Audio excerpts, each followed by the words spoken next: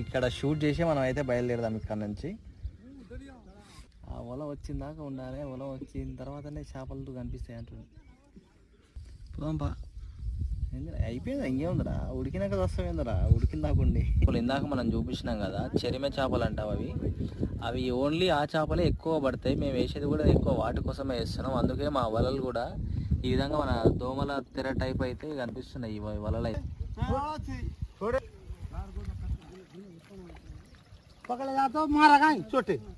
ఉంటే మీ దేశ 20 కేజీలు వచ్చినా ఇచ్చేసి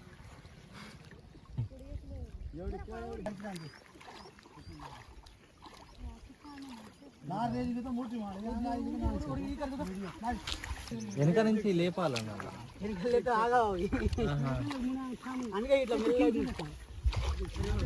పైన ఉంటాయి కళ్ళు.